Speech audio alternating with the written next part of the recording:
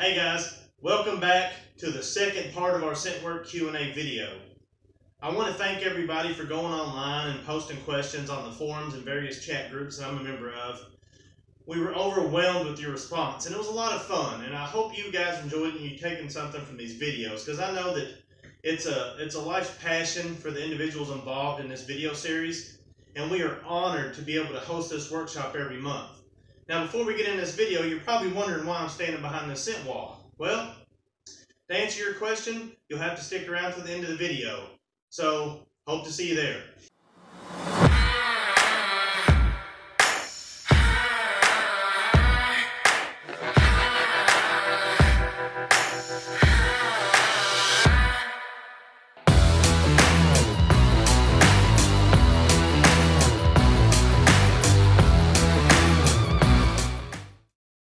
Charlene asked, how do I stop my dog from alerting on every container in the search areas? All right, so that's actually a good question. So it goes into the false alert, non-productive response-based scenario. And for me, I look at those things. I know in a lot of people, they classify those things together. False alert and a non-productive response is the same. So in that particular scenario for me, it's definitely going to depend on your dog. And as far as that's concerned, to me, it sounds like your dog has more obedience than it actually has to have, and there's no freedom to search. So if you understand Pavlovian conditioning, if you don't, I don't have time during this to really cover that, because that in and of itself is extremely a very long, drawn out, and it's going to take more than a couple of minutes to actually cover it. But I would say really kind of look into Pavlovian conditioning and understanding that. So what I would say here is that the dog really has no clear indication of the odor itself. It only knows that it's being rewarded for a behavior. So that behavior is normally your final indication. There's oftentimes that I see there's so much emphasis on the final behavior, that final response, that final alert, whether it's a scratch, a down, a point, nose touch, whatever it might be. You're putting so much emphasis on that. And the real emphasis for me in detection is the dog's nose, capitalizing on that dog working odor to source. And so normally in that kind of scenario, what I'm seeing is, or what I see, there's a couple of things it could be. What I'm seeing is you're working so much on your final response that the dog isn't necessarily searching and is offering you a behavior based on spatial recognition, or the idea that there is this object that I generally am rewarded around, near, so it's going to go to it, it's going to sit, and hope like hell here comes this toy. So you see it especially if we're talking about the law enforcement community, where I'm not going to go too far into the different hides that people will do. But let's say, for instance, somebody's always hiding the dope behind a front headlight, or they're always hiding it in a gas cap. They're always hiding it in a couple of areas on the car. And after a few repetitions of this, the dog starts going, okay, cool, we're searching a vehicle. I'm going to run to the headlight. And even if they smell odor, they're going to run there because they've paired reward with a specific space on the car, and they'll run to there to actually create that behavior and try to create that reward up there, even though they've maybe smelled the odor somewhere else. So they left one place to go to another because of that spatial recognition. So I would say it could be that, or you could be cross-contaminated, which means that whomever is putting the odor out still has said odor on their hands, and they're touching the other boxes or the other containers or the other areas while still having residual odor on themselves, and the dog can still be alerting on that residual odor. Okay. Betsy Patton wanted examples of accessible versus inaccessible hides in the professional side. So when we compete, accessible is anything basically a dog can put his nose on, and inaccessible would be like height due to like a dog being a small dog, like a Papillon and a 6-foot hide, or it being inside like a file cabinet or desk or something like that. Okay, so for the law enforcement community, or for the ordnance detection community, or for things away from here. This is something that we train all the time. So I'll take a step back here and try to explain briefly, because again, that's another one of those things that can kind of get a little long-winded. When we're talking about primary and secondary response, we're talking about, again, Pavlovian conditioning, where we have paired an odor to something positive. So the dog can't control body language. So when that dog comes into the scent pool or to the scent cone, before it ever brackets, before it ever goes back and forth, working back to source bracket, before it ever does that, it shows me a primary, this sudden change. It can be an olfactory response, right, where the dog's nose starts clicking. It's making a very audible sound. It could be the head snap, right? And I have to pay attention to this. So if I'm running a specific scenario, my dog comes to the scent cone, the edge of the scent cone, and it suddenly starts changing. And that odor, let's say maybe it's 4 foot deep inside of a container. I have to kind of give my dog that freedom to search to let me know where the largest source of odor is coming from. And oftentimes it'll surprise you. While you know, as the person that's placing the odor inside this container, in your mind, that odor should be coming out right here. But suddenly in the early part of the day, it might have done that. But as the day's gone on and maybe the sun starts hitting it, or people are opening and closing doors, they're changing how that scent, how the particular odor from that particular thing is coming out, where it being released. So while to you it might make sense that the strongest amount of odor is happening on this surface, now maybe the odor has dropped. It pools to cool. It's gone to a cooler area and it's coming out somewhere else. So odor will still be there regardless of the surface distance, how far in or how high up. But how well does your dog bracket through that odor to work its way back to the largest source of odor that is there? So it may not be where you think it's going to be. So if you give that dog that opportunity to work that odor, it will let you know based on, say it's a high, a level 4 high, it'll start jumping. And for smaller dogs, just like a Jack Russell or one of my favorites, a Yag Terrier. I love the Yag Terrier. We import them with our company to do detection work. These little dudes, they'll jump through the odor, especially if it's high, and they'll try to start scaling to get to the odor. Or they'll be jumping back and forth, and you're wondering how they're doing it, little Mighty Mouse animals that they are, to get as close to source as possible. So it's up to you to read how does that dog bracket through odor to get to source, and if it can't get to source, how does it let you know? And again, this is also where I will step back and go primary, secondary response is way more important for me than a final indication.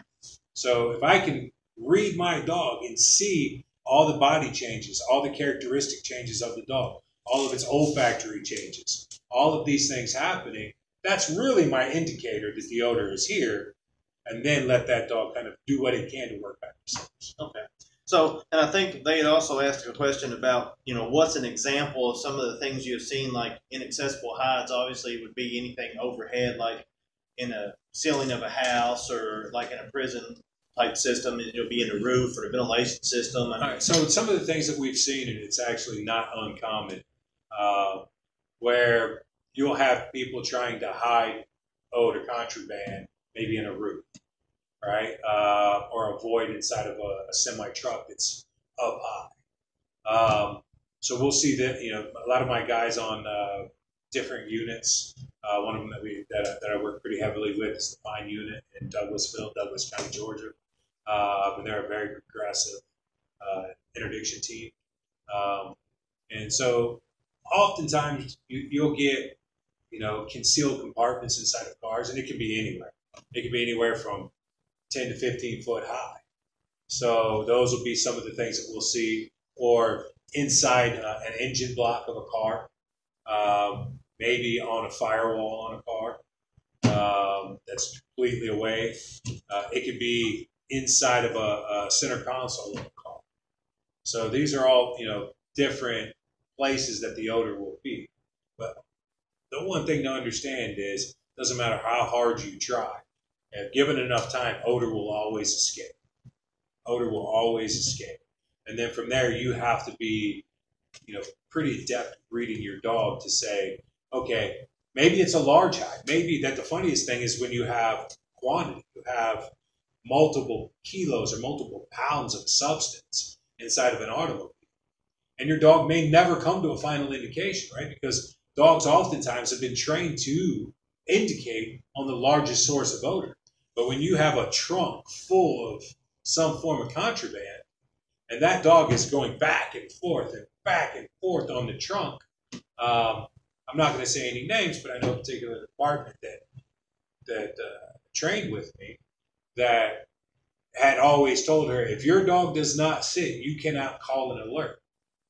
She kicked the car loose because the dog never came to a final indication, because it wouldn't stop going back and forth to all of the areas on the backside of the car. That dog got kicked loose, went a very short distance away, was stopped again by another agency that I had worked with. They hit the car and it had pounds and pounds and pounds of dope in it, because they read the primary and secondary response. And this person was cocky enough to think that, oh, I'm going to get away with it, no problem. So I'm just going to tell this department right up the street to stop. So whatever they're doing was pretty stupid. And Catherine Hunter, she asked, how do you pair odor to a toy with a dog that is very motivated by a ball? So again, this goes back to something that we actually look for whenever we're doing our pre-selection for detection. And again, that could be anywhere from bomb detection to drug detection, mine detection, to SD card readers, or SD cards. It doesn't matter what kind of detection. We prefer dogs that are highly motivated by an object, any kind of object. I don't care what the object is, as long as I can get this object and utilize it to my advantage. I personally prefer this kind, especially when we're getting older dogs. If I'm getting younger dogs, I'm using more of a cognitive type of training in the beginning, and then later on pair that with an object. What I generally don't do is I don't impregnate. If I can, and what I mean by impregnating is I don't pair the toy itself with the odor of it together. Personally, that's my personal opinion. So for me, I quickly get away from saying, here's your ball, here's your odor, interact with them together. Again, I would say kind of look into more of your operant systems on how to teach the dog that I have the object that you want, and if you find this odor, I will give you the object after you go through the sequence of events to get it. There's a lot of ways to pair those things together. I would say, you can look at the various systems that are out there. You've got the CAST system that I know that you work with from time to time. You have the hair method, which is a phenomenal method as well. You have a lot of the new operant systems, and they're not new. I've been using the operant system since '99. So it's not new. It's not a new system. It's just, it's now kind of catching ground, and people are, talking about it more. Back when I started utilizing this system, people said that I was a voodoo trainer. And I know who you are, I've been told. So for me, it's the method that I prefer, but it's like anything else that you do. If you tell the dog, you do the X, then you get toy. If you do Y, you will get the toy. So it's more about approaching the behavioral aspect. If you give me the search behavior and find this particular odor, I will reward you. The next thing I'll say, what was her person's name? Catherine. So Catherine, we're probably going to have another workshop here next month. I would love to see your dog at it, especially if it's extremely driven by a toy. And I would say by the end of that particular workshop, we can have your dog hitting at least one, if not 2 to 3 odors, depending on how motivated the dog is for the ball. So to give you a better understanding or a better visual to answer your question, Catherine, we wanted to show you a session on the scent wall. Now, the scent wall is one of the many tools you can use for a highly toy motivated dog. We won't get into the specifics of what you see here, because literally we can do multiple videos or a video series on this system. However, as you can see from Omen and her behavior, that she is highly motivated by the toy. But throughout this progression, and this is one session on the wall, you can see her start to settle in and actually work and look for the odor.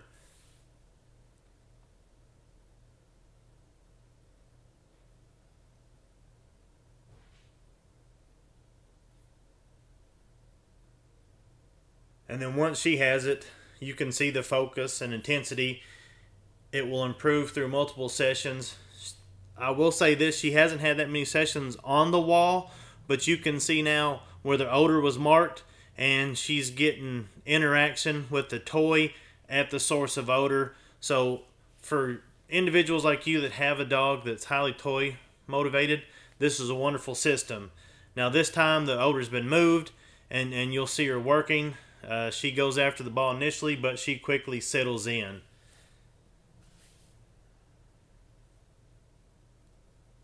And you will notice that I rewarded at the source that time and played tug and interacted. But each session on this wall, you will see that she is more calm when she comes to odor. Wonderful system. There's multiple systems out there, but we wanted to provide you this visual so you could get an idea of what we're talking about. Yeah, so great. And like he said, they're here every month. It's a phenomenal workshop. I mean, we put in work. People leave happy. Be prepared to bring pen and pencil because you will have a lot of notes to take. I hope you enjoyed this. Maybe these questions helped some of you guys. Then this is just my opinion. But if you're struggling in a specific area, seek an experienced trainer, guys. You can only go so far online, and you can only go so far reading stuff. So hope you liked it, and we hope to see you in the future.